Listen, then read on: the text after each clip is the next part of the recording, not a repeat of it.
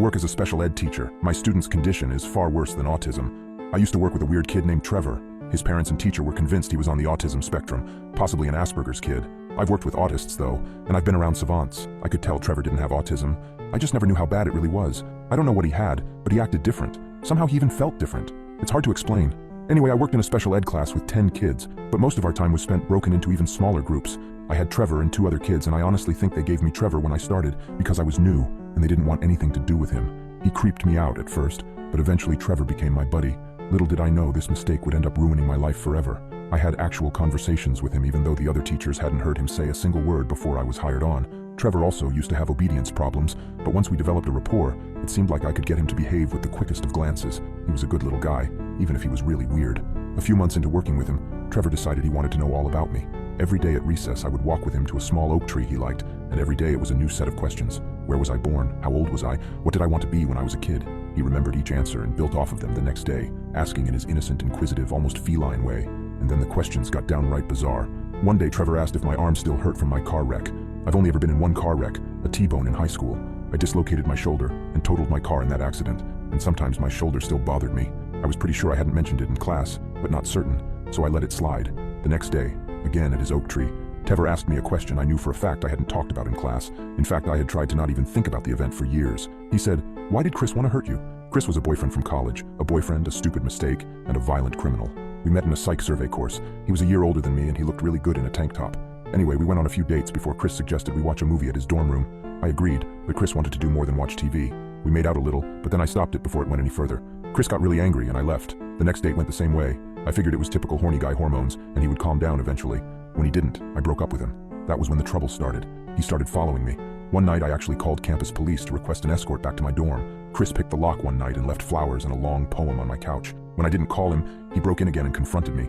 I ended up with a broken rib, a cracked cheekbone, and a missing tooth. My roommate came home when Chris was unbuckling his belt and I was trying to stay conscious on my kitchen floor. I can never thank her enough for her perfect timing. When Trevor asked me about Chris, it brought up a lot of things I didn't want to think about. Dark things, about what he did to me, about what I wanted to do to him.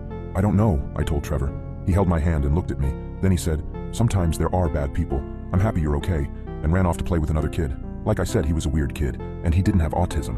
I don't know why, but that tiny, almost insignificant talk with Trevor took a weight off my shoulder that I didn't even realize I was carrying. But how had he known? I pondered that for weeks until yesterday. Trevor was unusually quiet most of the day, until we were walking to his oak tree at recess when he started crying. I asked what made him so sad. For a while he couldn't talk, but once he got his sobbing under control, he said, "I won't see you again after today."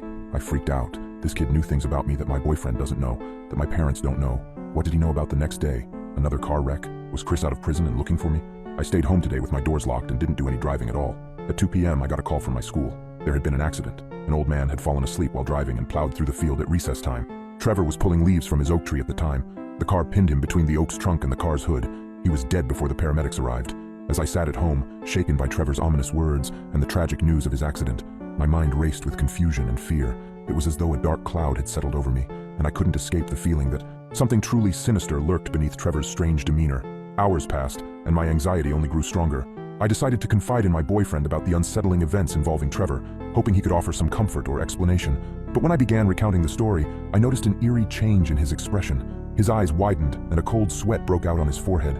With a trembling voice, he whispered, "I know about Trevor." My heart pounded in my chest as I stared at him in disbelief. How could he possibly know about Trevor when I hadn't even mentioned him to anyone outside of work?